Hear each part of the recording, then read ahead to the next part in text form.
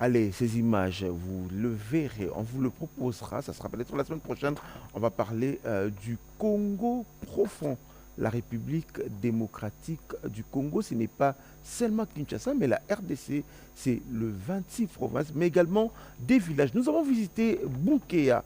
On en parlera, ça sera la semaine prochaine, où vous verrez ces infrastructures qui sont en train d'être construites partout à travers la République démocratique du Congo. Merci de regarder le panier de Vancho. Votre matinale revient dans quelques instants. Bonjour tout le monde, je suis Divine Karibagunda, boursière de la 5e édition du programme Excellencia de la Fondation Denis Nyakero Tshisekedi. Alors si vous vous rappelez de moi, le 14 août de l'année dernière, j'ai été primée aussi. Je suis très heureuse et très contente de faire partie de la famille Excellencia.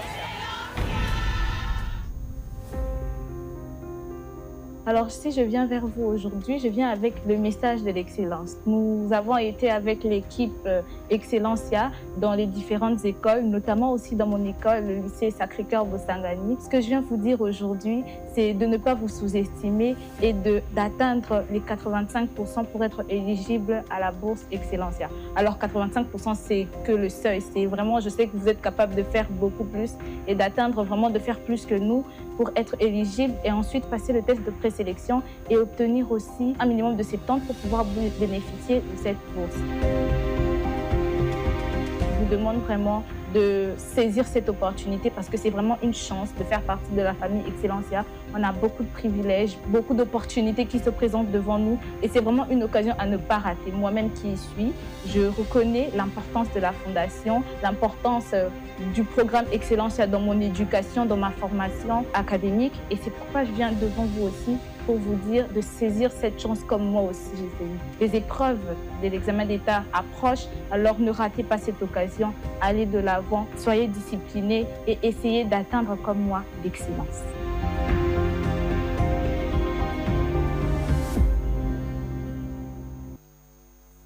Allez, Excellencia, ces programmes de la Fondation de la distinguée Première Dame de la République démocratique du Congo.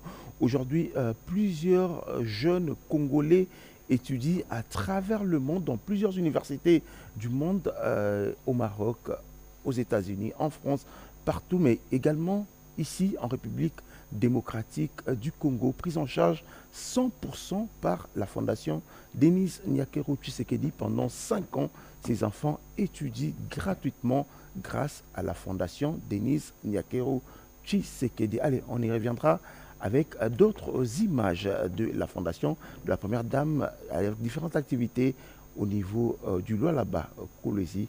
On y reviendra. Allez, il a accepté de revenir sur ces plateaux de retour de Lualaba où s'est tenue la 12e conférence de gouverneurs de la République démocratique du Congo. Ce matin, nous parlons de la santé, dignité et développement, bâtir la cohésion par les infrastructures. Il s'appelle Samuel Roger Kamba. Il est ministre de la Santé, monsieur le ministre, venez. Il est ministre de la Santé, médecin, mais également, il a beaucoup de choses à nous dire ce matin avec des infrastructures qu'il a initiées. Les gens ne se rendent pas compte que beaucoup d'infrastructures médicales sont en train de sortir des terres en République démocratique. Monsieur le ministre, bonjour. Bonjour. Bienvenue sur ce plateau. Merci. Vous revenez de Kolwezi. Oui. Merci d'avoir accepté une fois de plus notre invitation. À moins de 2 mois, c'est la 2e fois que vous revenez sur ces plateaux. Vous revenez du Lualaba, mais je voudrais d'abord commencer par l'Est de la République démocratique du Congo. J'ai envie de me mettre à la place du citoyen Landa. Ça fait 3 mois aujourd'hui, depuis que l'Est de la RDC est occupé. Le Congolais Landa, je me mets à la place du Congolais Landa, je me pose des questions, je ne suis pas décideur. Je vous regarde à la maison ce matin, je ne suis pas décideur, je ne sais pas ce qui s'est discuté en Conseil des ministres. Vous avez dit d'ailleurs, il y a eu le Conseil des ministres hier. Je ne sais pas ce qui s'est dit entre vous, autorités, entre décideurs. Par moment, moi, comme Congolais Landa, je me dis, ça fait plusieurs mois que Goma et Bukavu est occupé. Est-ce que... Bon, j'ai envie de vous poser la question, monsieur le ministre. Est-ce que on redeviendra à la normale? Oh, c'est obligé, on va redevenir un pays normal. Ce n'est pas la première fois que ces envahisseurs, ces prédateurs font cette tentative. Mais je pense que quand ils ont occupé Goma, j'avais fait une émission avec mon collègue Mouyaya et j'avais dit, pour moi, c'était la dernière guerre de Kagame. Il ne va pas continuer parce qu'à un moment, on atteint toujours le bout. On ne peut pas continuer. Et la RDC ne peut pas être autre chose que la RDC. C'est-à-dire que la population congolaise est déjà arrivée à un stade de maturité tel que nous avons une nation. Et cette nation ne va pas être divisée parce que quelqu'un veut voler nos richesses. Je pense que vraiment, tous ceux qui ont prêté le flanc à cette guerre, ils vont se rendre compte que la RDC, c'est un pays uni qui va le rester parce que le peuple est uni. Vous savez, moi, je milite pour un Congo post-ethnique, c'est-à-dire le Congo qui vient après les ethnies. Aujourd'hui, les mariages interethniques, aujourd'hui, les échanges interrégionaux, aujourd'hui, les déplacements de nos jeunes. Vous parlez d'Excellencia, de ces enfants qui sont formés, qui vont étudier ailleurs, qui reviennent. Ça fait qu'on ne peut plus rester sur des bases ethniques pour pouvoir gérer et diriger ce pays. Donc on est en train d'aller vers un Congo post-ethnique.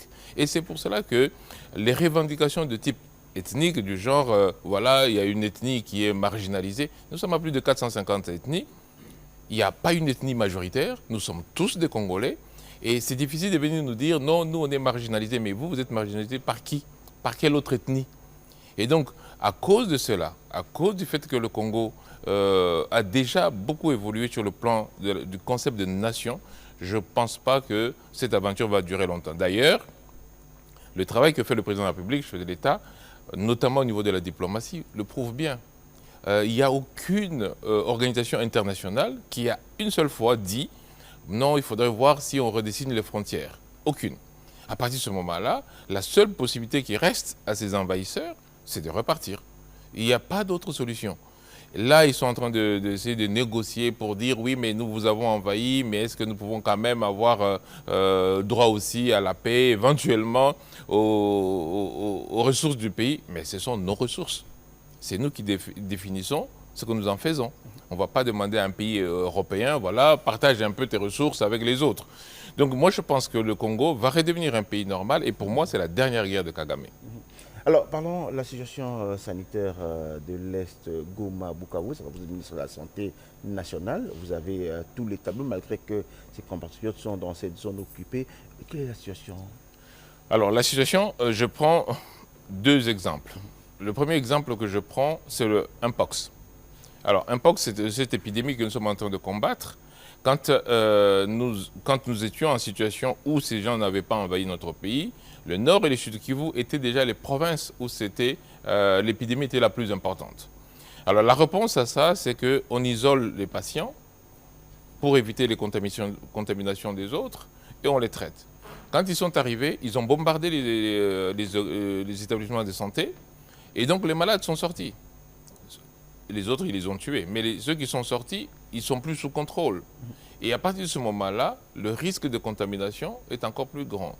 C'est pour cela que quand on regarde un Mpox aujourd'hui, malgré la diminution de cas au niveau national, les provinces qui restent encore avec des taux élevés, c'est les deux provinces à cause de cette situation. Le Nord et le Sud Kivu. Le Nord et le Sud Kivu, à cause de cette situation-là. Je peux prendre maintenant aussi le déplacement des populations.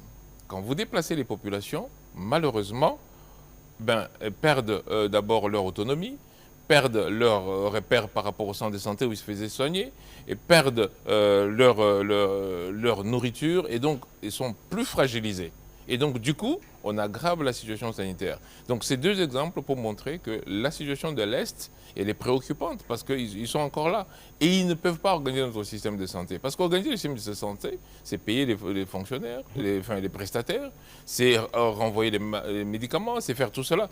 Ils ne peuvent pas le faire. Et donc, du coup, ils mettent notre population en précarité. On va très vite la réformer. Hein. Ils ne peuvent pas organiser le système sanitaire. Mais alors, la population, on va fermer cette parenthèse très vite. Cette population, elle est abandonnée. Comment ça se passe? Nous, on agit encore. On agit toujours. Vous vous rappelez que nous avons, malgré ces situations, envoyé du sang. Ouais. Grâce au couloir humanitaire qu'on a réussi à négocier, le sang est parti. Nous envoyons les médicaments, nous envoyons les Continuons à équipements, envoyer les nous médicaments. continuons à envoyer Malgré les territoires occupés, nous envoyons au travers de l'UNICEF, au travers donc des partenaires, nous continuons parce que nous ne pouvons pas abandonner notre population. Si nous disons on n'envoie plus, ça veut dire quoi? On condamne la population? On ne peut pas condamner la population. Mais entre-temps, eux, ils sont en train de déstructurer complètement le système parce qu'ils ont tué nos médecins, ils ont tué nos infirmières, ils ont détruit nos centres de santé. Et nous faisons malheureusement le minimum dans le sens où nous n'avons pas le contrôle total sur le travail des uns et des autres, mais nous pouvons quand même envoyer les équipements, nous pouvons quand même envoyer les médicaments. Monsieur le ministre, installez-vous. Merci. Vous revenez de Kolwezi, 12e conférence de gouverneurs qui a eu comme thème la santé comme facteur de cohésion sociale et de développement durable. Première question, Monsieur le ministre, on retient quoi de cette conférence de Kolwezi? Merci beaucoup. Alors cette conférence de Kolwezi, on retient d'abord la mobilisation de tous les gouverneurs sur un thème, sur une thématique. Ça n'a pas été une réunion généraliste où on a parlé de tout et de rien, mais ça a été une réunion très orientée, étant donné la volonté du chef de l'État de faire aboutir une thématique importante qui est celle de la santé. Donc la première chose qu'on retient, c'est la mobilisation des gouverneurs. Nous avons eu plusieurs, vous étiez là, nous avons eu plusieurs panels de travail et on s'est rendu compte que le gouverneur était très assidu. Moi je me rappelle qu'au panel à 22h30, quelque chose comme ça, il y avait encore 12 ou 13 gouverneurs assis en train d'écouter. Donc ils étaient très assidus, très mobilisés, mais surtout derrière ça, ils ont pris des engagements. Ils ont pris beaucoup d'engagements. Et pour moi, l'engagement phare qu'ils ont pris et que nous devons retenir, c'est le fait qu'ils ont décidé que 15% de leur budget provinciaux seront consacrés à la santé. Et ils sont partis dans chaque province. Quel que soit le montant qu'ils ont, ce montant-là, 15%, va être consacré à la santé. Mais ils ont fait encore mieux. Ils ont dit sur les 15%, 5 vont être utilisés pour finir le VIH pédiatrique. Donc là, on a un objectif majeur qui est fixé, qui est clair, c'est celui de finir le VIH pédiatrique au niveau des provinces. Pourquoi ça? Parce que premièrement, le président de la République a lancé l'initiative de mettre fin au VIH pédiatrique. Je rappelle que dans notre pays, 90% d'adultes qui ont le VIH ont des médicaments, accèdent au diagnostic. Mais seulement 47% d'enfants. Ça montre bien qu'il y a une injustice parce que l'enfant, il se contamine souvent à cause de l'adulte, mais c'est l'enfant qui n'a pas les médicaments. L'enfant a 47% accès aux médicaments, alors que les adultes a 90% accès aux médicaments. Donc c'était une grosse injustice. Et donc les gouverneurs ont décidé que sur les 15% du budget de santé, ils prennent 5 pour finir le VIH pédiatrique. Donc c'est un engagement majeur. Monsieur le ministre, je vous regarde dans les yeux, c'est 12e conférence des gouverneurs. Les gouverneurs ont décidé, mais nous savons des provinces ont des budgets pratiquement modiques. Il y a pas, chaque province n'a pas le même budget que tous les autres, mais bon, le gouverneur a décidé, comme vous l'avez dit, on est 12e conférence, il y a eu 1, 2, 3, 4, 5, 6, jusqu'à 12, il y a eu des décisions. Ce ne sont pas seulement des chapelets de bonne intention, mais une autre réunion de plus. Bon, d'abord, si vous ne le décidez pas, vous ne le ferez même pas, déjà. Donc il faut quand même déjà le décider. Et ça, ils l'ont fait. Mais deuxièmement, je répète, c'est la première fois qu'une thématique claire a été décidée par le gouverneur et endossée par le président de la République pour que cette conférence aboutisse à des résultats. C'est la première fois. Et cette thématique, c'est la santé. C'est la première fois que le gouverneur, suite à cette thématique, se fixe un target, un objectif, celui de 15%.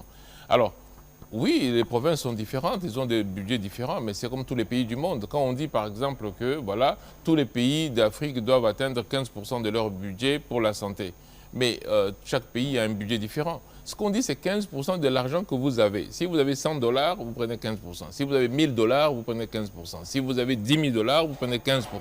Donc, c'est 15% de la de votre propre budget. Et donc, pourquoi ce n'est pas un chapelet de bonnes intentions? Parce que maintenant, vous nous connaissez maintenant assez pour savoir que quand nous disons que nous allons faire quelque chose, nous le faisons. Avec toutes les difficultés qu'on peut avoir, mais nous le faisons.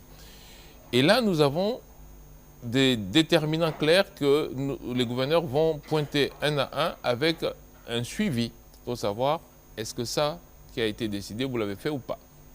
Est-ce que ça, vous l'avez fait ou pas? Nous avons, dans le cadre de la couverture santé universelle, voulu que les gouverneurs eux-mêmes portent cette thématique dans la province. Et donc, ils sont devenus les présidents de la couverture santé universelle. Alors, nous avons une coordination nationale qui va suivre maintenant, province par province, comment on déploie tout cela au niveau provincial. Comme je ne peux pas vous dire c'est des chapelets de bonnes intentions, mais je vous dis que si on ne le décide pas, on ne le fera pas. Donc déjà, il faut le décider. Maintenant, nous pouvons suivre le déploiement de ça sur terrain. Alors, parce que vous parlez couverture santé universelle, au ces chapitres, vous avez rencontré tous les gouverneurs. Au niveau national, on est à quel niveau? Au niveau national, on a fait des très, très grands pas en avant. Le premier pas, c'est qu'on a fini la réforme. Vous savez, la couverture santé universelle, c'est toute une réforme. C'est un changement, c'est un paradigme nouveau que nous mettons sur terrain. Et ce paradigme... que vous avez commencé comme vous étiez conseiller, que vous avez commencé à l'époque, comme vous étiez conseiller du président et aujourd'hui ministre, vous allez dire que vous connaissez pratiquement tout. Oui, je connais tout parce que je suis à la base, dès lors que le président m'avait nommé, nous avons, avec mes équipes, fait le plan, nous avons fait aboutir les choses. Mais ce que je veux dire, c'est que on a avancé parce que cette réforme vient de se clôturer dans sa façon d'être, dans son architecture. Ça se clôture par quoi? Par le financement pérenne. Comment est-ce qu'on finance de manière définitive la couverture santé universelle? Ça, c'est la partie qui est restée. Encore une fois, comme je le disais, quand vous êtes en train de construire une maison, tant que vous êtes à la fondation, les gens ne voient pas. Les gens se disent, ouais, mais il ne se passe rien, parce que c'est encore en dessous. Maintenant, ça commence à monter. Et ça commence à monter par deux décisions majeures que le gouvernement vient de prendre. La première décision, c'est que le gouvernement a décidé que sur tous les produits importés, sauf les produits de première nécessité, donc tout ce qui est alimentaire et agricole, sur tous les produits importés, eh bien 2%, une taxe de 2% sera mise pour envoyer directement, donc ce n'est pas que ça va d'abord passer à gauche, à droite, non, ça va être prélevé par le guichet unique, par la DGRAD et envoyé directement au Fonds de promotion de la santé. Et ça veut dire quoi? Ça veut dire que là maintenant, nous avons un financement pérenne de l'amélioration de l'offre de soins, c'est-à-dire les équipements, les hôpitaux, construction des hôpitaux. C'est énorme, c'est beaucoup. Ben, c'est beaucoup. C'est beaucoup, c'est pour ça que je vous dis que ça, c'est une décision. Si on n'avait pas fait tout ce qu'on a fait avant, c'est-à-dire changer la loi, c'est-à-dire mettre les établissements, on ne serait pas arrivé là. Donc il fallait d'abord faire tout ce qu'on a fait avant pour arriver maintenant à dire, OK, maintenant on a un fonds de promotion qui existe par décret du Premier ministre avec la décision du président de nommer des animateurs. On a maintenant un fonds de promotion. Maintenant, parce qu'on a le fonds, on peut maintenant mettre l'argent dans ce fonds. Et donc, c'est toute cette construction que nous étions en train de faire. Et donc, cette première décision est majeure parce qu'elle permet maintenant de dire à un hôpital, on va vous acheter un scanner. Parce qu'on a des fonds qui sont là. On va vous acheter des lits, on va vous acheter des radios, on va vous acheter des laboratoires. Parce que le fonds de promotion, son rôle, c'est ça. Mais il y a une deuxième décision majeure. Cette fois-ci, cette décision, elle est capitale parce qu'elle vient de l'entente entre le Conseil national les travailleurs, les employeurs et le banc gouvernemental, ce qu'on appelle la tripartite, le Conseil national du travail. Le Conseil national du travail qui s'est réuni il y a 2 mois, où nos équipes ont travaillé avec cette tripartite, est arrivé à une autre décision majeure aussi. Premièrement, augmenter le SMIC des Congolais.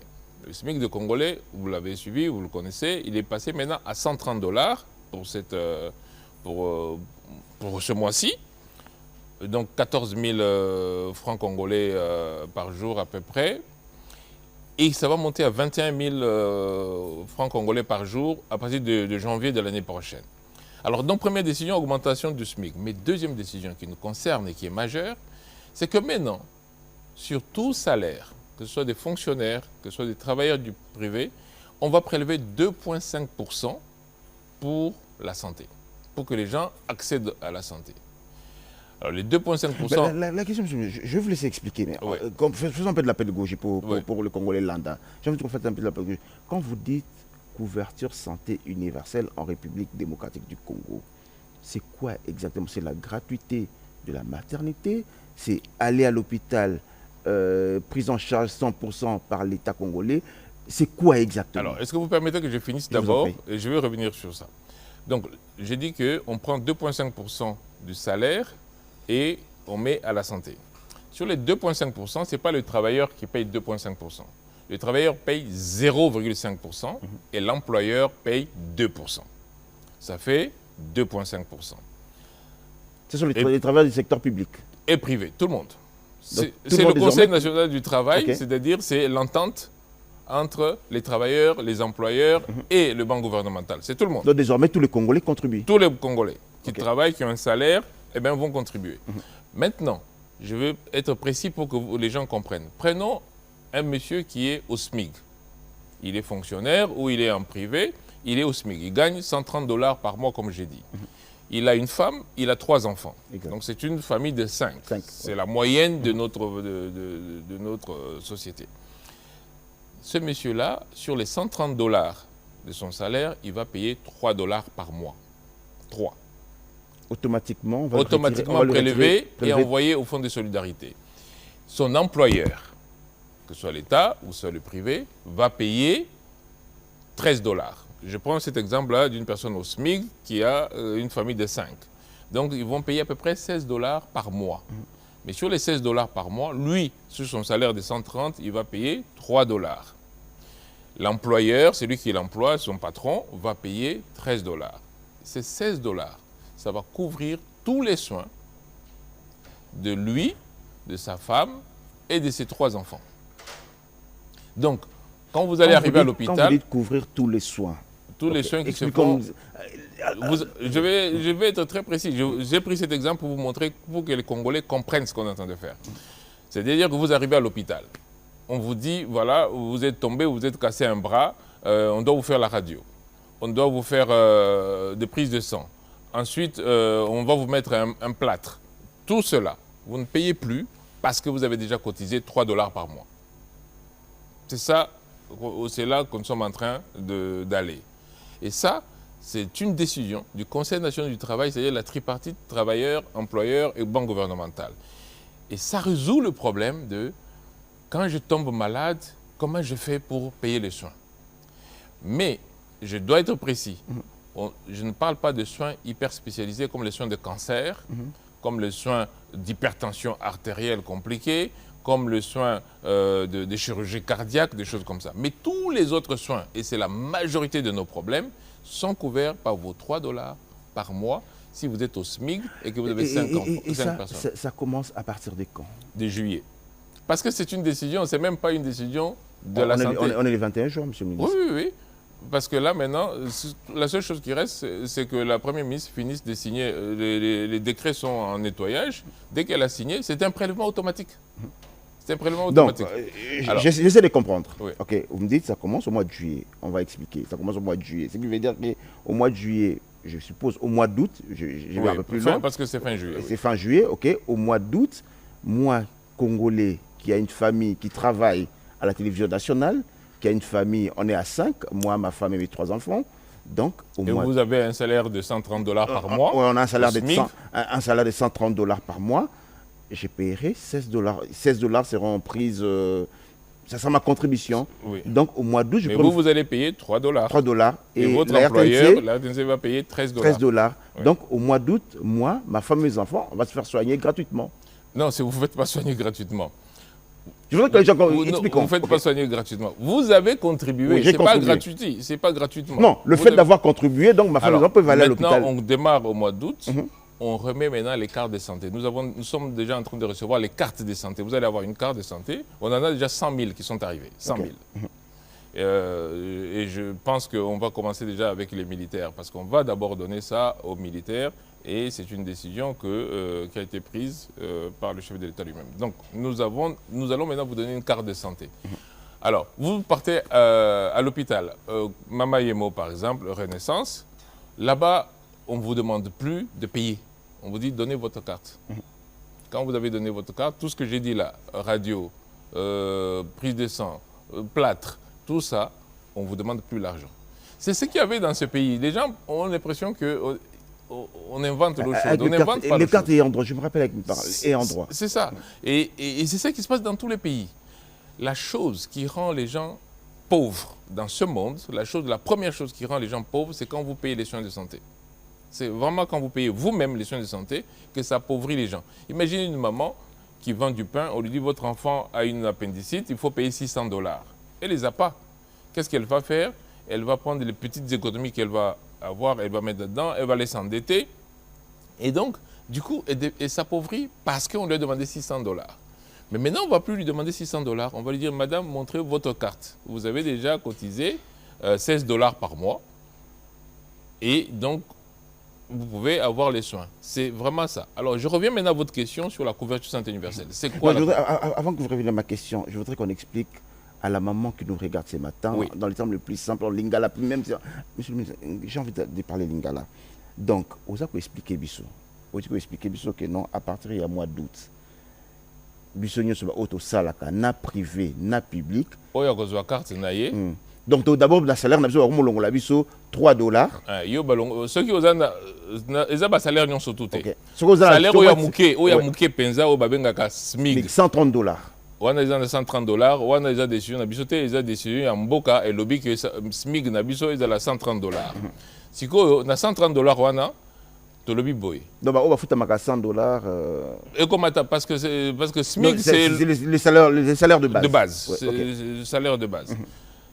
Si on a le lobby boy, on a $130, on a yo mutozo sala, on paye ça $3. 3. Donc, automatiquement, le salaire. Automatiquement, $3. Ok. Bazui, si on a un employeur, donc, RTNC a foutu $13. RTNC Bazui paye $13. Automatique. Et sali 16. Ok. 16 wana sikoyo, ba pesi yo carte ya santé pour ozalaka nango pour ceux qui na Lubumbashi. Ceux qui na Likasi, ceux qui na Mbujimai, ceux qui na Kinshasa, na clinique universitaire, ceux qui na Renaissance, ceux qui na Ngaliema. Kaka $3 wana, nde, ici est fouti, bassoin na yo. Ok. Yangwana ekeseli na ba mutuelle.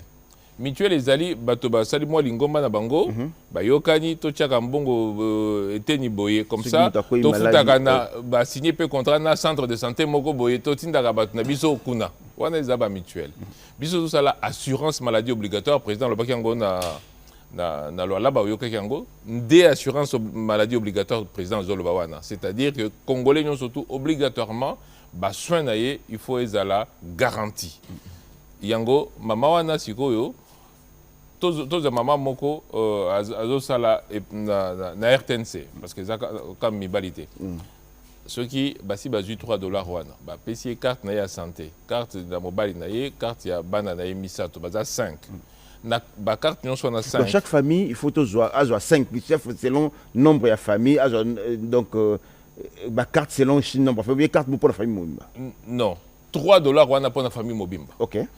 Carte ezaka pour na kolakisa que yopé oza concerné. Ce qui est dans la 10, kaka $3. Kaka $3. Non, c'est pas kaka $3 na juge exemple à 5 parce que c'est 2,5%.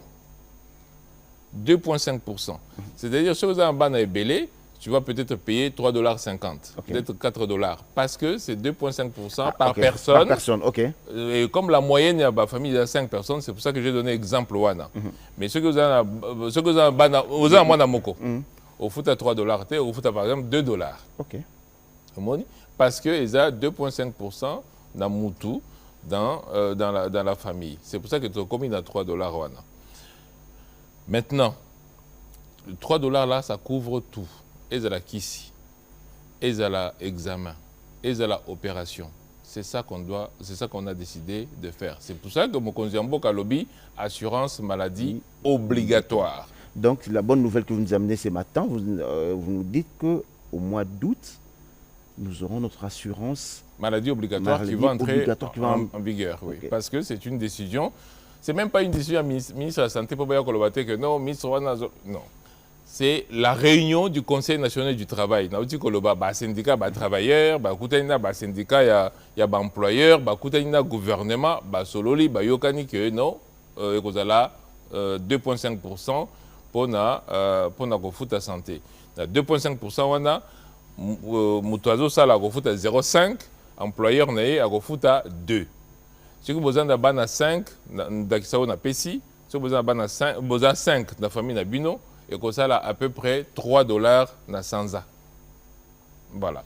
Mais des décisions, on a pris des décisions dans ces pays, hein, on a pris des mesures, on a pensé des projets, mais on sait comment ça se termine. Hein. Non, mais c'est une mauvaise façon de parler parce que... Mais c'est vous, derrière, qui nous avez habitués à ça. Non. Moi, je vous ai dit, par exemple, que les mamans ne vont plus payer dans les... Est-ce que ma maman va foutre la ressource? On a décidé... Mais elle se plaigne tout le jour. Hein. On va parler de la gratuité. La gratuité de la maternité, on va en parler. Oui, mais Natouni, est-ce que vous avez la ressource que Bakangi maman na hôpital pour foutre? Est-ce qu'ils ont la ressource? Mais Asombi Bakisi, Asombi... Oui, mais parce que... Asombi... Non, parce que... Asombi Kissi... Mais les bossons sont battus. Les bossons sont battus. Vous nous avez parlé de la gratuité. Oui, mais non, mais on a rebondi dans la Cambozo Loba. Juste pour montrer que ce que Bozo tu as réforme, toutes les réformes, Batouassa a nos résistances. Batouandi Makate, Balingarate. Oh non, il y a toujours de la résistance dans une réforme. Au début, c'est comme ça. Mais la réalité est que tu as eu plus de 2 millions de mamans en charge. 2 millions de mamans. Oh, bah, foutité. Bon, maintenant, quand il y a des retards de paiement, par exemple, parce que ça venait du Trésor public. Mais je reviens quand même à la question. Justement, je voulais que vous reveniez. Justement, on va revenir, on va parler tous les détails, mais parlons justement de la couverture santé universelle. Ma question, aujourd'hui, en République démocratique, quand on parle couverture santé universelle, c'est quoi exactement? Très bien. Alors, Yambo, président, a eu décision. A lobby que... Vous préférez en lingala ou allez-y lingala ou français comme vous voulez? Lingala ou français, okay, c'est pas un problème. Yambo, président, a eu décision. A lobby, on met l'homme au centre. Il y a politique dans biso. Ça, c'est la vision. Ce que le président a lobby, mais ce que le lobby vision dans Ndengwana, la santé, ça veut dire quoi? La santé, le président a pris objectif mi-balé. Objectif, il y a Yambo, Congolais, Azokoufa, na 61 ans, na 62 ans, Congolais à Koufi. Bisonde, Tozokoufa, Koleka, Africain, Liboso. Et ça, normalité. Donc, décision à Liboso, objectif à Liboso, il faut Congolais à vivre paix longtemps. Donc, on appelle ça à rallonger l'espérance de vie. Congolais à vivre paix longtemps. Et cause à la tête que Congolais, par rapport à l'Africain, à Zokoufa plus tôt, nous avons une espérance de vie 3 ans inférieure à la moyenne africaine. Ce n'est pas moyenne, il y a Mindele, non. La bande qu'on a vu sur le monde d'Afrique. Ils ont dit que Zokoufa, Liboso. Oui. À cause de Makambo, tout ça, la condition, le système de santé, Makambo belé. Donc, Yambo président le dit, ok, Congolais à vivre plus longtemps. Ça, c'est le premier objectif. Deuxième objectif, il faut que dans le secteur de la santé, il peut participer dans le développement de Mboka. 2 objectifs. Maintenant, si vous avez une stratégie au Babengi, couverture santé universelle. Donc, on a le vision, l'homme au centre, objectif, rallonger l'espérance de vie et participer au développement du pays. Avec quelle stratégie? La couverture santé universelle. Qu'est-ce que c'est que couverture santé universelle? D'abord, on a un combo universel. Ça veut dire que Moutoutou, et ça mamate, et ça gratuité. Universel, et ça koloba Moutoutou. Moutoutou a comme awapi, a zoa soin et qualité. Mais leur association en qualité, on a comme la pauvreté. Parce que nous avons que le commissaire est pauvre, ils ont fait soin. Ceux qui ont eu l'eau, quand ça la dialyse, ben, ils ont fait $120-150 par séance. Au bout de 3 séances par semaine, 3 séances, déjà $450. C'est-à-dire si on vivre 20 ans, $450 par semaine, c'est impossible. Donc on dit que Moutou a besoin, mais n'a pas besoin a comme appelle pauvreté. C'est ça la définition de la couverture santé universelle. Que Batoutou a besoin, mais besoin wana et comme ils ont la qualité mais comme ça va toi na ba pauvreté. Maintenant, c'est pour ça que la stratégie, c'est comment on organise ça. Comment tu as lango pour que les soins aient la qualité, sans s'appauvrir.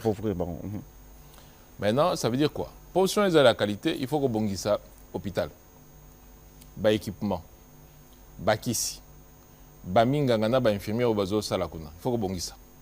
Comme ça, comme dans l'hôpital, au côté bureau à qualité, au côté hôpital à qualité, au côté équipement à qualité, au côté kisi à qualité, au côté minganga à qualité. Il y a infirmière. Ça, c'est la première, le premier pilier.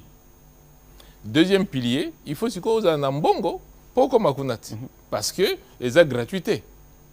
Il faut que vous ayez un bongo. Mais bongo, on a le lobby, yo mutokopé sango yo mokote. Yango na utiko yibisabino que na $3 wana.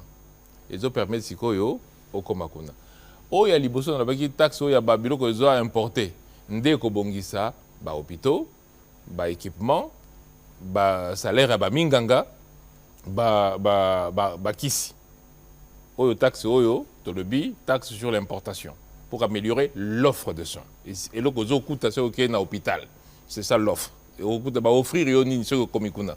Va offrir yo bakisi à qualité, va offrir yo moussala à qualité, va offrir yo équipement à qualité, va offrir yo laboratoire à qualité. C'est ça que vous trouvez là-bas, ce qu'on appelle l'offre de soins.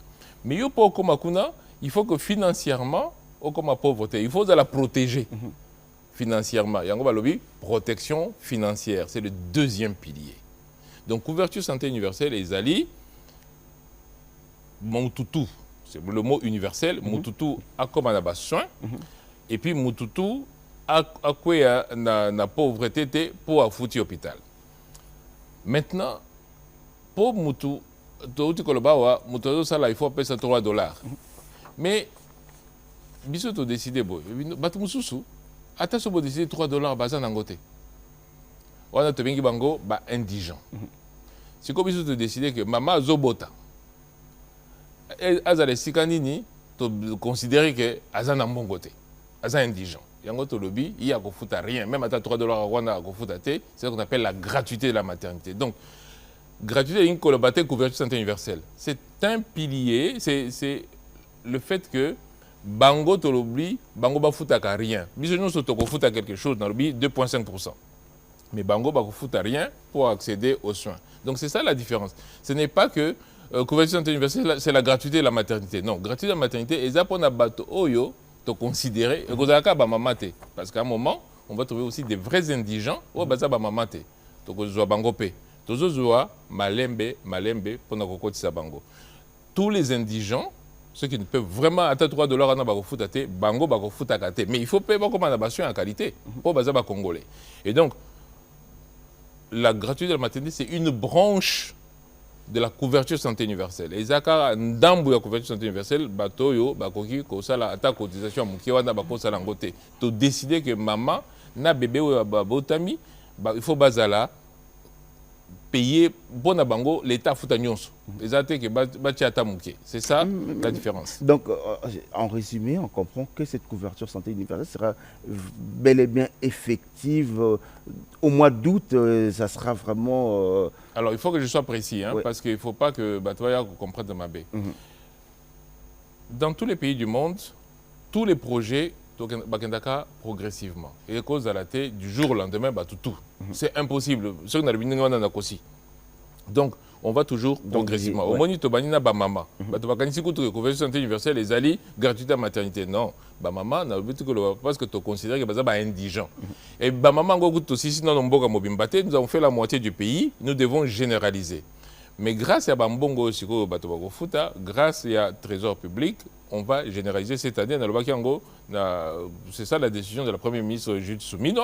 Il faut que cette année, on généralise. Il y a les deux taxes là, aux taxes sur les importations, na prélèvement sur les salaires, ça va aider à généraliser, à avoir mbongo régulièrement, sans que chaque fois que le pas ministre de la finance, mais ministre pesa isu mbongo, en tout cas à Wasiko, Guérezakuna, allons d'abord mettre l'argent là-bas. Donc ça c'est tout le temps discussion. Mais là, on a maintenant un financement automatique. Parce que le bureau d'importation, il y a qu'à tous les jours.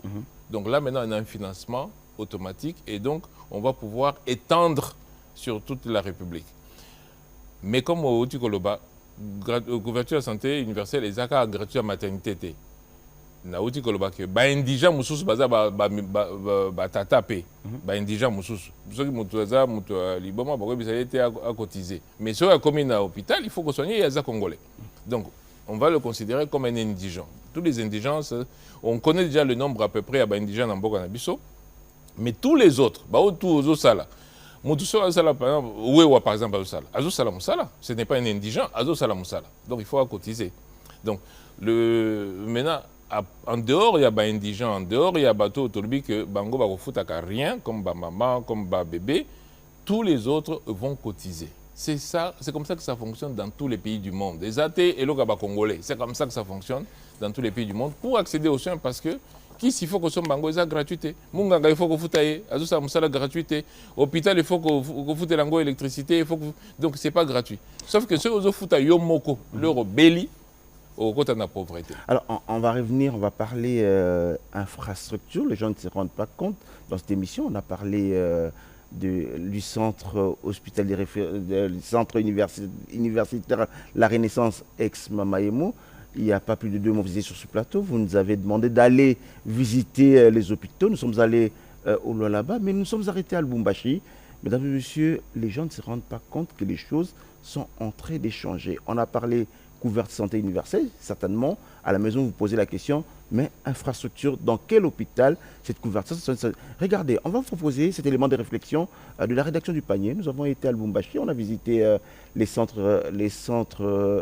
CHTT, les centres hospitaliers Tshisekedi Chilombo, nouvellement sortis des termes. Mesdames et messieurs, regardez cette réflexion du panier. Monsieur le ministre, je vous demande de regarder cette réflexion. Ouais. Voici plusieurs décennies que le Haut-Katanga reste le moteur du secteur minier en République démocratique du Congo. Cuivre, cobalt, zinc, ces terres rares ont enrichi les mondes, mais pas ses enfants. Lubumbashi, ville carrefour, capitale minière, n'avait pas un seul hôpital public des références modernes.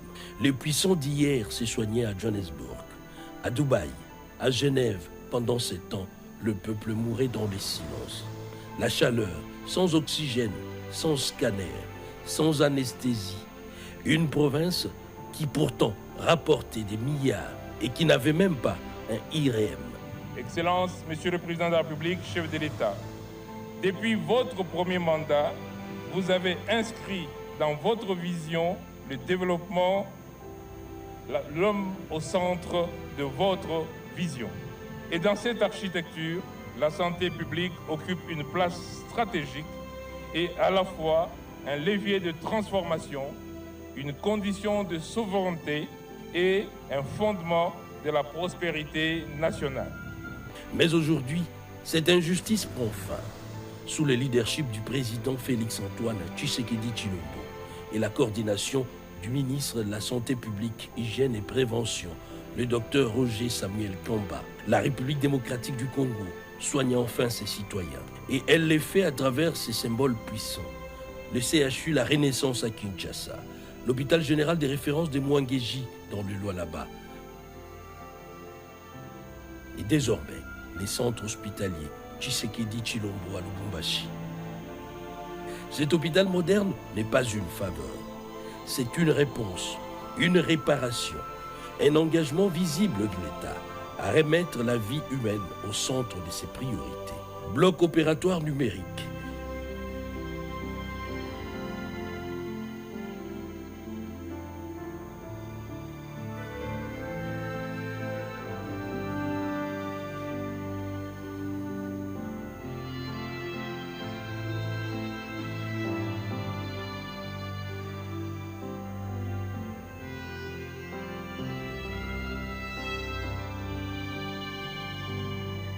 Imagerie dernière génération.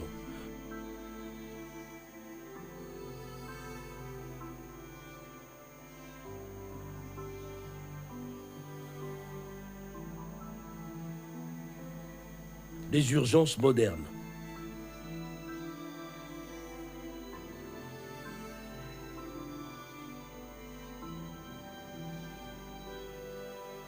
soins intensifs, outillés. Et pour la première fois, les habitants du Haut-Katanga n'ont plus besoin des billets d'avion pour être soignés ailleurs. Dans un climat souvent marqué par des tensions entre province et Kinshasa, le Haut-Katanga a su, avec Jacques Kabula, jouer collectif. Offrir les terrains, accompagner les travaux, mobiliser les acteurs sanitaires, un exemple de la gouvernance décentralisée responsable. Ces centres hospitaliers n'est pas un luxe, c'est un droit. Le peuple de l'espace Grand Katanga l'attendait depuis trop longtemps, a déclaré le gouverneur. Une position en écho direct à la vision du chef de l'État. La santé, partout et pour tous. Une preuve de plus que lorsqu'il y a synergie entre les niveaux national et provincial, le peuple gagne toujours. Ces partenariats entre Kinshasa et Lubumbashi produisent aujourd'hui l'une des plus belles vitrines de la médecine publique congolaise. Mais ce qu'il faut surtout retenir, c'est les contrastes, le choc entre deux visions du pouvoir. Pendant 18 ans,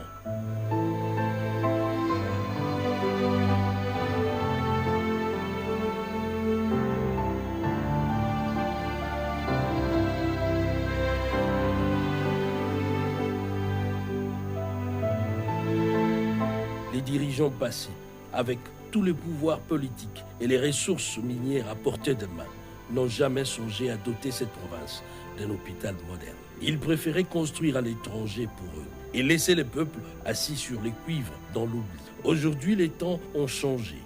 Les pouvoirs soignent.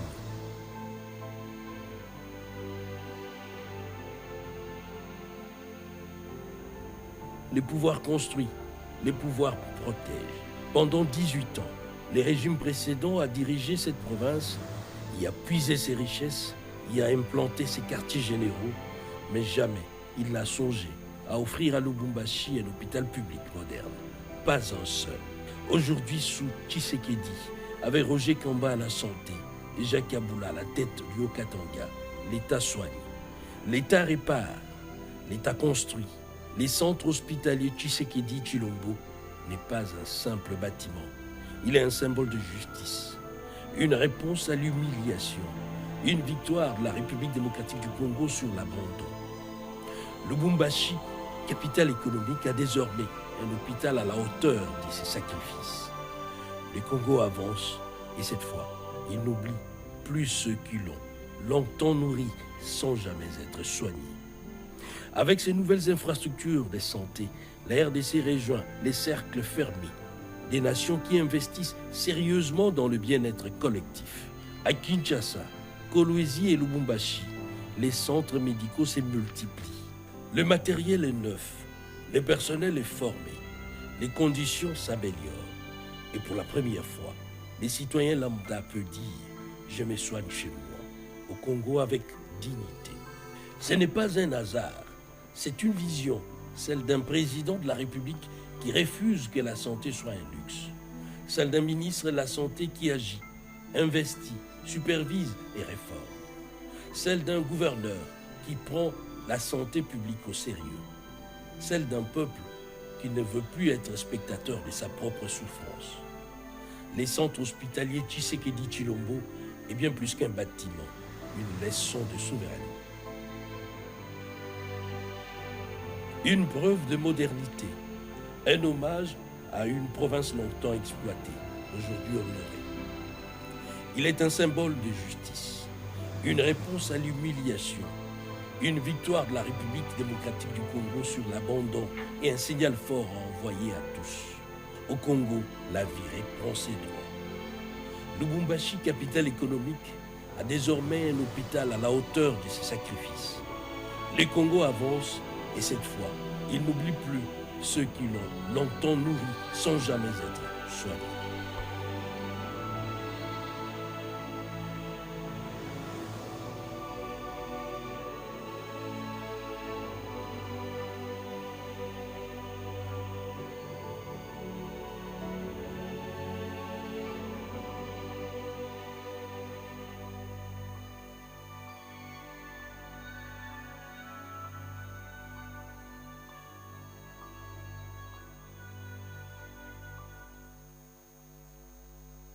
Monsieur le ministre, réaction? Oh ben, c'est le peuple qui doit réagir, pas le ministre. Le ministre doit agir, le peuple doit réagir. Donc moi, ce que je peux juste vous dire, c'est que cet hôpital, le président a décidé qu'on en ait au moins 9 dans le pays. Et nous sommes en train de travailler, vous allez voir, on va voir exactement ce niveau-là. Dans les mêmes conditions. Dans les mêmes conditions, on va en avoir 9 dans le pays. Et ça, d'ici l'année prochaine, parce qu'on commence maintenant, on a fait le premier.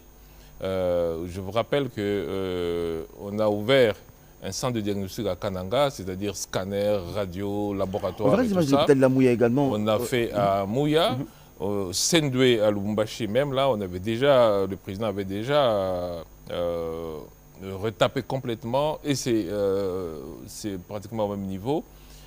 Mais nous faisons encore plus. Et là, je peux vous annoncer, je vous ai annoncé les deux taxes et cotisations qui vont permettre de financer de manière pérenne. Mais je peux vous annoncer déjà que là, je viens de lancer les achats pour équiper 60 centres de santé. 60. À travers la République. À travers la République. Et donc, c'est des équipements qui vont arriver d'ici 2-3 mois et qui vont permettre à ce que nous ayons des petits centres, mais complets, c'est-à-dire laboratoires, radio numérique, avec tous les équipements pour la salle d'accouchement, si on doit faire une césarienne, avoir un vrai appareil d'anesthésie. Là, je viens d'en commander 60 et avant la fin de l'année, on devrait arriver à 100. Et donc, les gens ne se rendent pas compte, ça fait des ans que vous êtes au gouvernement, comme ministre de la Santé. Les gens ne se rendent pas compte qu'il y a des infrastructures qui sont en train de sortir des terres, que vous êtes en train de coordonner à plan de cette vision du président. Moi, j'ai envie de poser la question. C'est cet hôpital. Moi, sincèrement, je vous le dis, j'étais surpris. Hein, quand j'ai fait le tour de l'hôpital, j'étais surpris de me dire que nous sommes au Congo. Mais ça, c'est le Katanga. Il y a le mine. Les gens vont se dire, ben, c'est parce qu'il y a le mine au Katanga qu'il y a un hôpital pareil. À Kinshasa, c'est la capitale. Mais c'est des Kikwit ou c'est des Kenge. Ou bien, je vois, allez, je vais prendre Kabea Kamwanga ou bien Mupompa. Mais je viens de vous dire que là, je viens de commander. Ce n'est pas que je vais commander. Je viens de commander les équipements pour 60 centres de santé. Et je viens de dire que ces équipements-là vont permettre... En fait, la stratégie, c'est de... Comme je vous ai dit, quand vous allez aux soins, qu'est-ce que vous trouvez? C'est ça l'offre de soins. Et je vous ai dit que dans la couverture sanitaire universelle, on améliore l'offre de soins. Et ça ne peut pas être juste un slogan. Quand j'étais ici la dernière fois, vous m'aviez dit que vous ne saviez pas si l'hôpital Renaissance ici, Mamayemo, fonctionnait. Et donc, les gens ne se rendent pas compte, effectivement, parce que bon, moi, ma stratégie à moi, c'est de travailler. Peut-être qu'il faut communiquer plus, mais je viens de vous dire qu'à Kananga, les gens... Permettez-moi de le dire comme ça, on a l'impression que c'est comme si vous êtes le Premier ministre de la Santé de Tshisekedi, parce que avant vous... Moi, je ne peux pas me juger, c'est le peuple qui va juger, et le peuple va juger au résultat. Et c'est les résultats qui comptent.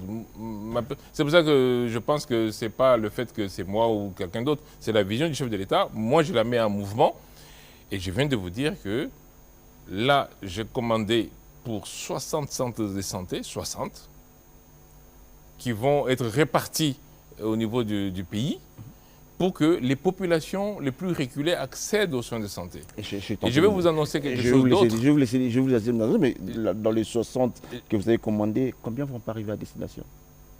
Tous vont arriver à destination, tous. Mais c'est des centres de santé, on ne va pas les garder. C'est des équipements pour centres de santé. Ce n'est pas... qu'est-ce qu'on va faire des lits? On a été habitué dans ces pays, des équipements qui arrivent, mais qui prennent une autre destination. Oui, mais le problème, c'est que dans ce pays, ça a été très difficile. On n'oublie pas que vous êtes médecin aussi, hein? Peut-être que vous avez votre centre de santé. Non, j'en ai pas. Très simple, je n'ai pas de centre de santé. Bien votre hôpital que vous avez... Je n'ai pas d'hôpital. Non, je n'ai pas du tout d'investissement. Donc quelqu'un ne peut pas venir vous dire, tiens, docteur Kamba a investi. Non, non, j'en ai pas. J'en ai pas et je ne vais pas en avoir. Parce que ce n'est pas mon but d'avoir un centre de santé. Mon but, c'est que les Congolais accèdent aux soins de santé. Chacun a ses objectifs, mais mon but à moi, c'est que le Congolais accède aux soins de santé. Ce n'est pas qu'on ait des centres de santé. Mais ce que je voulais vous dire, c'est que là, je suis en train de faire quelque chose d'autre que vous allez voir bientôt. C'est qu'il est anormal que quand il y a un accident quelque part, les gens ne reçoivent aucune assistance publique. C'est anormal. Alors j'ai décidé autre chose. Un jour, j'ai parlé avec le président, il m'a dit, mais comment ça se fait que, voilà, il y a un accident, il n'y a rien. Alors j'ai dit, ok, on va traduire ça en réalité. On va commencer avec Kinshasa toujours parce que c'est l'endroit le plus facile pour commencer parce que c'est une grosse agglomération de gens. Et puis, on peut déployer rapidement. Là, je vous ai dit pour le centre de santé, mais je vous dis aussi autre chose.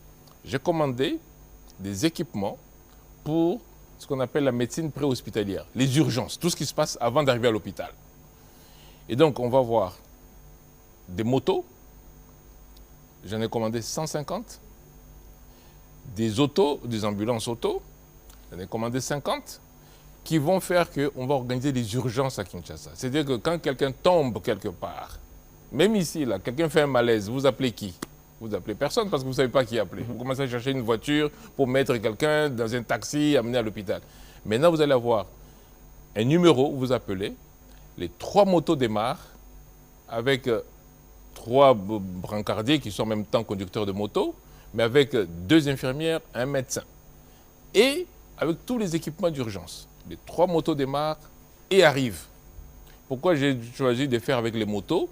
C'est qu'à cause des embouteillages. Et les motos vont pouvoir arriver très vite. Mais en fait, l'idée, c'est vraiment de ramener les soins le plus proche possible des gens.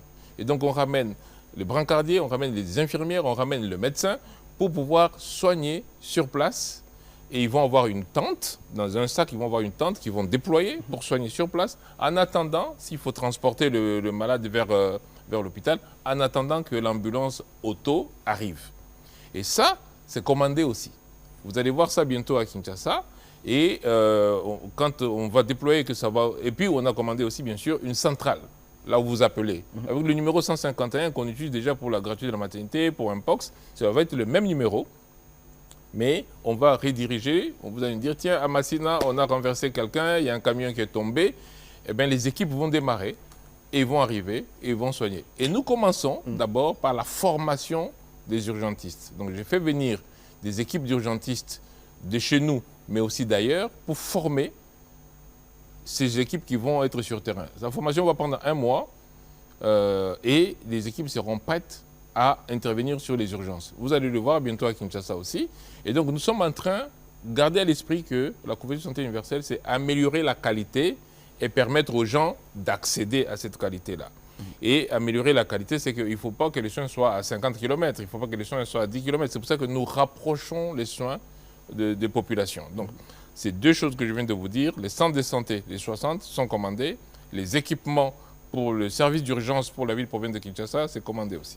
On va parler gratuité de la maternité. Malheureusement, on me signale qu'il nous reste 12 minutes. Ça va très vite. On a fait plus d'1 heure déjà. Ça va très vite. Allez, on va parler gratuité de la maternité. Mais je voudrais quand même, Monsieur le ministre, tout ça, c'est bien beau. Les infrastructures, les hôpitaux, tout ce qu'on veut à Kinshasa, à Lubumbashi, dans les Kasaï, mais dans l'imaginaire congolais, dans notre imaginaire collectif, tous nous savons que où il y a l'État, il y a bien, il faut qu'il n'y ait pas privé. Alors qu'aujourd'hui, quand on regarde ces infrastructures, sont le meilleur que le privé, qui est, je ne suis pas contre les Indiens ou les Libanais, ceux qui sont dans la santé en RDC, mais comment donner de la confiance, revenir la confiance à tous les Congolais de faire soigner dans ces hôpitaux? Ça va venir progressivement. Si vous avez abîmé pendant longtemps, vous ne pouvez pas penser que vous pouvez corriger ça comme ça. Ça va venir progressivement. Et par le sérieux, vous savez, quand on dit gratuité de la maternité, les gens disent « Ah, Simba Nangote, Ezaka, bah non, c'est tout ça ». Mais je vous dis qu'on a pris 2 millions de mamans, plus de 2 millions de mamans en charge. Mais ça va venir progressivement. Notre pays, j'ai dit toujours, on a abandonné le système de santé depuis trop longtemps. Vous avez montré les images de Lubumbashi avant l'arrivée du président de la République. Vous avez vu comment c'était. Comment voulez-vous que les gens aient confiance en ça? Maintenant, quand vous dites « nous avons réparé », les gens vont dire « ah, attendons voir d'abord ». Donc la confiance, ça se bâtit, ça ne tombe pas du ciel. Donc ça va venir progressivement. La plupart des pays qui fonctionnent, le système public est toujours meilleur que le privé. Le système public. Chez nous, c'est le contraire. Oui, j'ai dit les pays qui fonctionnent. Le problème, c'est qu'on a abandonné la santé pendant longtemps, les pays ne fonctionnaient pas. En santé, ça ne fonctionnait pas. Mais par contre, pensez que le privé, c'est mieux. Prenez l'exemple des États-Unis. Je prends ce pays-là parce que tout est privatisé en général. Mais dans les pays développés, le système américain, ce n'est pas le meilleur.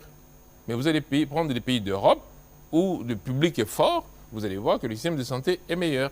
Nous aussi, nous devons arriver à ce que notre système public soit meilleur. Mais pourquoi il n'est pas pour l'instant meilleur?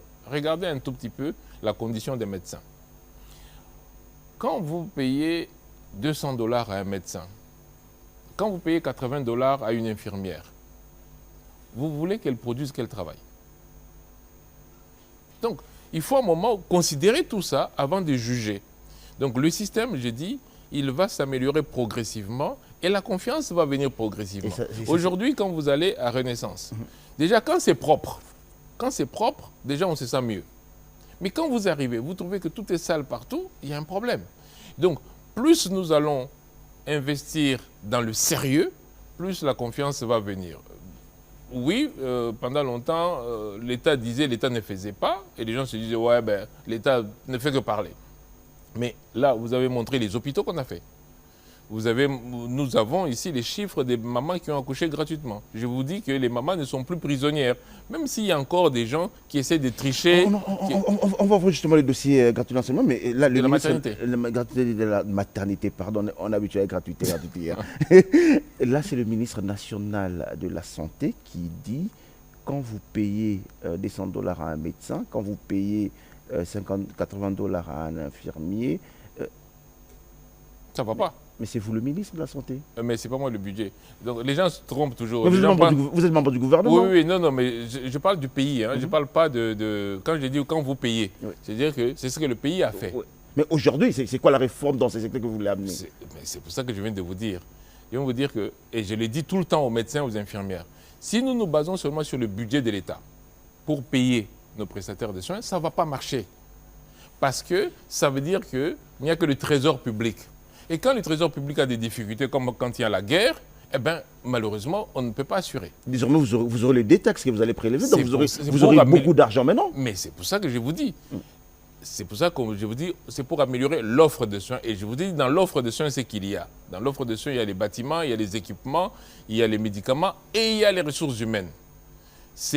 On doit revaloriser le travail pour que les gens aient goût à travailler dans le public. Aujourd'hui, le médecin, il va arriver dans le public, il est dans un hôpital, mais en réalité, il travaille ailleurs.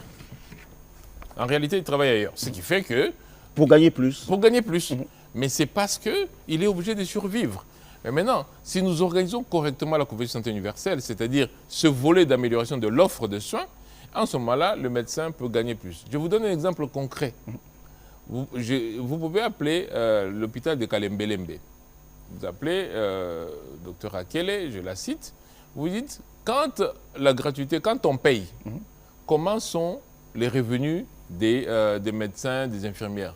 Quand on paye, elle va vous dire que quand on paye, quand il n'y a pas de retard, parce qu'il y a eu aussi des retards à cause de la guerre, comme j'ai dit, quand on paye, les revenus des médecins et des infirmières, ça a été augmenté de 200%. Vous pouvez l'appeler. Donc je l'ai cité pour que vous ne disiez pas, non, c'est peut-être... Vous pouvez l'appeler pour lui dire, mais est-ce que ce que le ministre a dit, c'est vrai ou pas? Quand c'est bien géré, l'argent que nous mettons là pour la gratuité augmente les ressources. Surtout que l'État paye déjà le salaire, paye déjà la prime, et nous rajoutons de l'argent.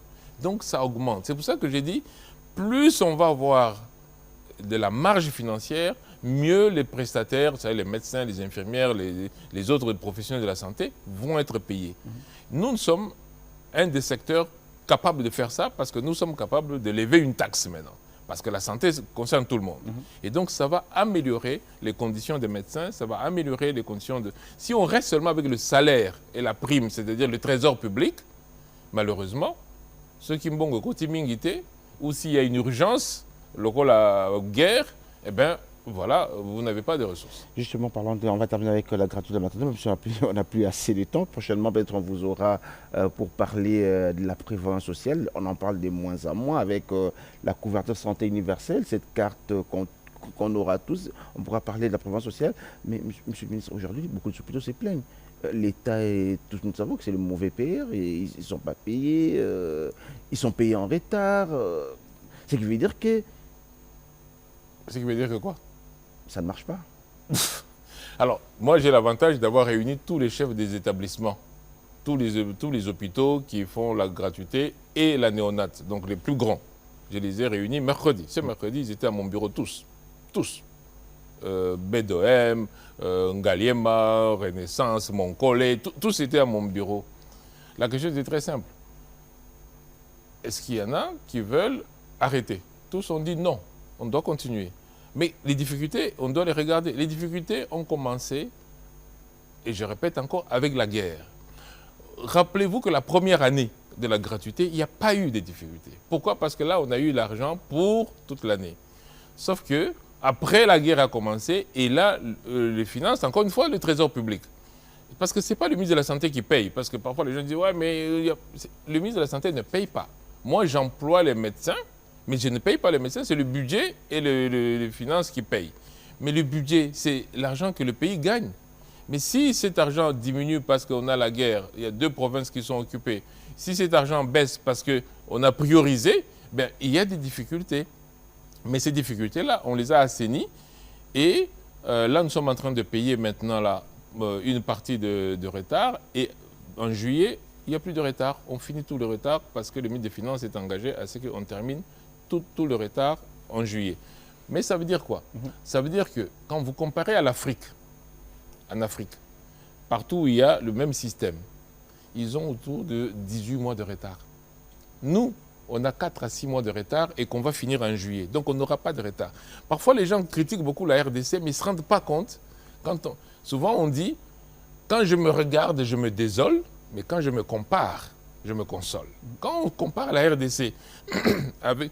Vous savez, quand vous prenez 2 millions de gens en charge en 15 mois, est-ce que vous imaginez un peu le poids sur le trésor? 2 millions de mamans prises en charge en 15 mois. Prises en charge à 100%. À 100%, à 15 mois. C'est-à-dire qu'il faut imaginer que Kinshasa, c'est l'équivalent du Sénégal hein, en termes de taille. C'est comme si vous décidez, le gouvernement décide que tout le Sénégal, plus personne ne paye.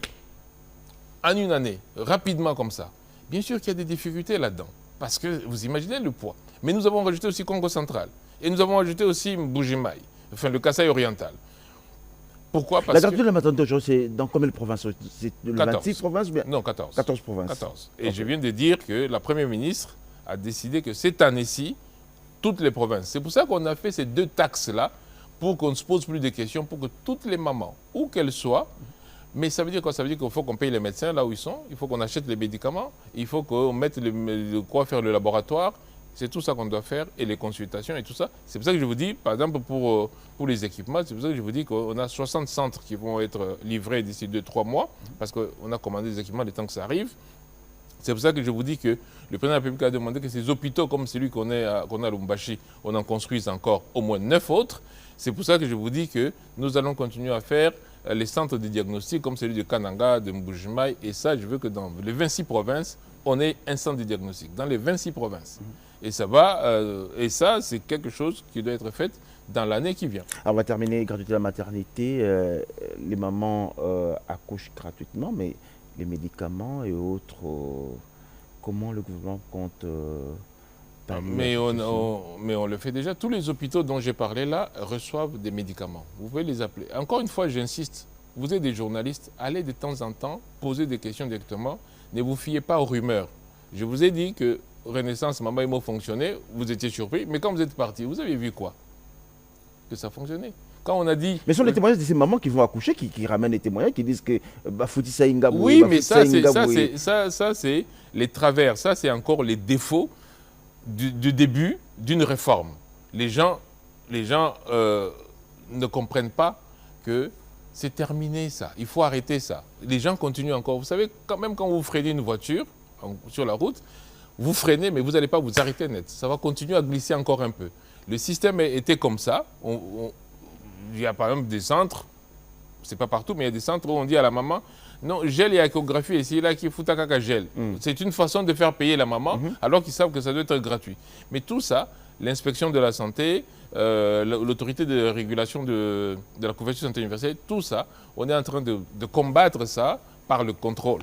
Mais c'est normal que... Y a-t-il un numéro auquel il faudrait appeler? 151, je répète encore. 151 numéro, ceux qui font Sengi Mbongo. Benga 151, Benga Funda. Loba que Ngai, dans l'hôpital Kingandi, l'hôpital on a la gratuité à la maternité. Parce que là, je viens de dire que nous leur devons 4 à 6 mois, et nous avons payé, et nous finissons en juillet. Il ne faut pas que Bisotozo foute à Bango, Bango Bazo foute à maman. Parce que là, c'est du double, c'est du vol. Et donc, je répète encore, dans la ville-province de Kinshasa, les hôpitaux, parce que nous avons choisi 330 centres à peu près, ce n'est pas tous les centres, hein, parce que notre but, c'est d'améliorer la qualité. Ce n'est pas de dire tout le monde, nous voulons que les mamans aillent, et Sika, ça la gratuité à maternité, et que là-bas, Bafout Sabango et Lokomogoté. Je répète encore, parce qu'il ne faut pas que les hôpitaux disent Bozan na Nyongo na biso, to Foutibine Nyongo, mais bino Bozo Fout Saba maman. Ça, c'est clair. Donc, ce qu'il faudrait retenir, maman, sur le pour la gratuité à maternité, ce qui va gratuité à maternité, ce qui va Sengio Mbongo, tu vas Sengio et Loko, Benga 150. Pesio, ordonnance Kendo Somba Kisi, Benga Biso. 150. Benga na 151. La raison Nyonso, n'est pas qu'ils ont offert. La raison Nyonso, ils ont offert. Mais je l'ai dit plusieurs fois, mais il faut répéter pour Batoba, Baye Bango bien. Mais on a terminé, on va terminer cette émission. On a terminé, malheureusement, ça fait pratiquement 1h30 que nous parlons. Vous partez à la rencontre de la diaspora. Oui. Quel est le message que vous apportez? Je veux que nos collègues de la diaspora viennent soutenir le système de santé. Tozali, avec 17 provinces Nambokoyo, où il n'y a pas un seul spécialiste. Mais toi, le spécialiste, c'est Belé Liban Namboka. Il faut que nous soyons bango parce qu'ils sont quand même inquiets. Tokoya, Tokosalawapi, hôpital Koutou, scanner résaté, laboratoire résaté. Maintenant, là, nous avons bango pour leur dire venez construire le pays. Parce qu'il ne faut pas bozo et la caca. Donc le médecin, il y en a les médecins congolais. On en a des très bons. L'hôpital de Lubumbashi, là, ce sont des médecins congolais qui le tiennent. Il y en a qui sont venus d'Afrique du Sud, il y en a qui sont venus de Paris, il y en a qui sont venus de Belgique. Ce sont des médecins congolais qui le tiennent. Et donc là, maintenant, je vais les mobiliser pour dire revenez travailler. Nous sommes en train d'investir dans la couverture santé universelle. Nous avons une taxe pour la promotion de la santé, 2% sur les importations. Nous avons la population qui va maintenant, avec son salaire, contribuer. Mais venez soutenir parce que les ressources humaines, c'est capital. Donc, revenez travailler au pays avec les 2 taxes que le ministère de la Santé aura désormais. Vous pourrez être très bien payé comme on vous paye là où vous êtes. Non, pas comme on paye là-bas, il ne faut pas qu'on ça paye. Hein. Là-bas, c'est des pays développés. Oui. Mais on ne va pas commencer à refoutre à bateau dans le Congo, ni tu vas vivre dans le poteau. Ce n'est pas normal. La question, c'est par heure. Non, mais tout le monde doit se sacrifier. On ne construit pas un pays en continuant à vivre dans un pays. Là-bas, on vous paye un montant en France. Parce que la France, c'est un pays développé qui a beaucoup d'argent. Vous voulez qu'on vous paye la même chose au Congo? Non, ce n'est pas possible. Mais ça, c'est la discussion qu'on doit... Mais ils ne sont pas nécessairement Makamboka et à salaire. Bata la capé, est-ce que scanner est allé? Est-ce que radio est allé? Est-ce que salle d'opération en go, qui c'est allé? Est-ce que bistouri est allé? C'est tout ça qu'on améliore pour Bazoua en vie à Kozong et pas à Bissau. Donc déjà, mardi prochain, vous serez à... Mardi prochain, je suis avec les Belges et samedi, je suis avec les Français. Donc dans les 2 diasporas. Merci, Monsieur le Ministre. On a Merci fini pour beaucoup. aujourd'hui. En une phrase, on retient quoi? En une phrase, on retient que le président est décidé à améliorer le système de santé et le système va s'améliorer. Merci. Mesdames, Messieurs, on a fini.